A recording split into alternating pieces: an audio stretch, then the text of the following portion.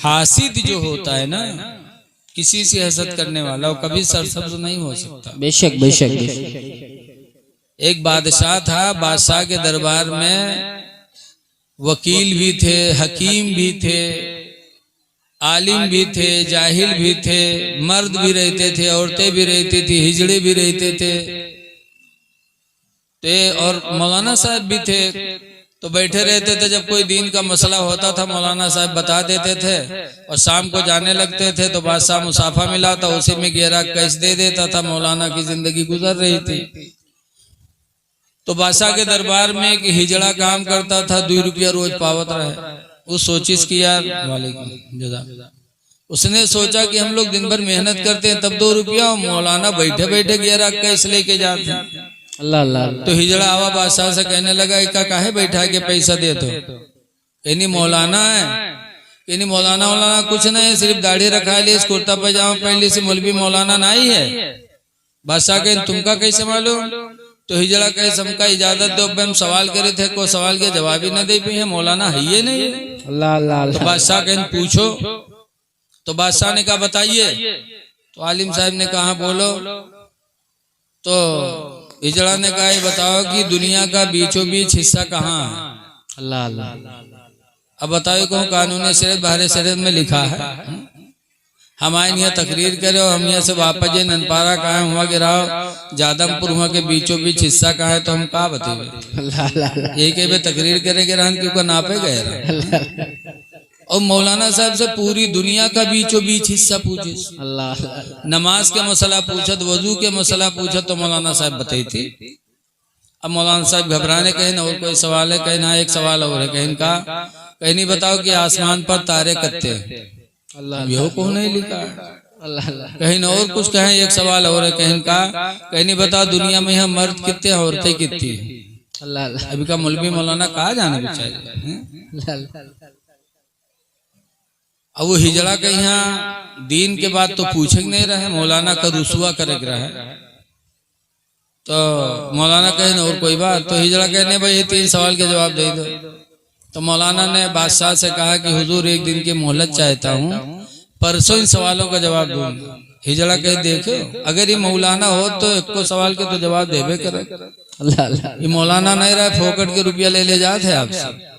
तो बादशाह भी नाराज हुआ, कहा जब तुमको कुछ मालूम नहीं तो क्यों आके नजराना लेके जाते थे? यानी हुजूर परसों बताऊंगा।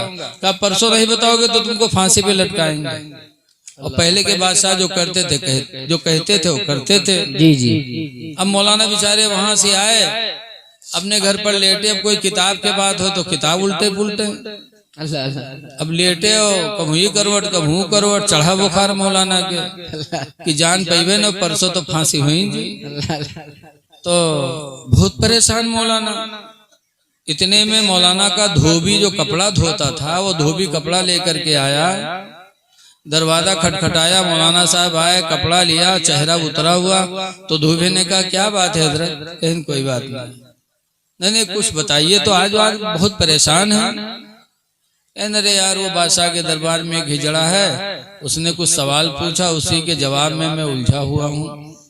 तो धोबी ने कहा क्या पूछा है?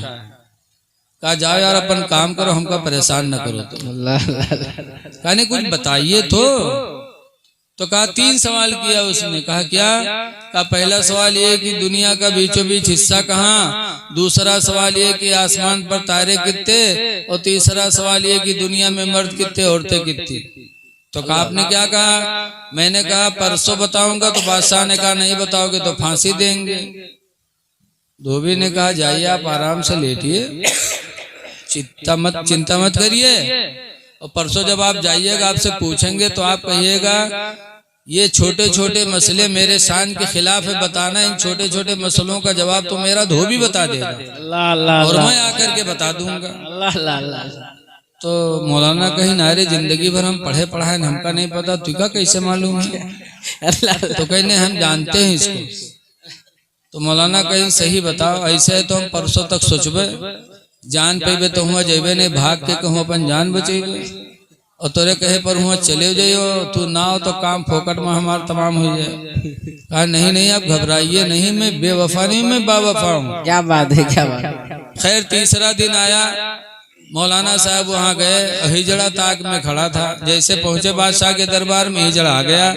कहा मौलाना बोलो, तो मौलाना ने डांटा हिजड़ा को, हिजड़ा को कहा बैठ, ये छोटे छोटे सवाल मेरे शान के खिलाफ है, ऐसे सवालों का जवाब तो मेरा धोबी बताएगा। क्या बात है। तो कहा धोबी, कहा आ रहा है।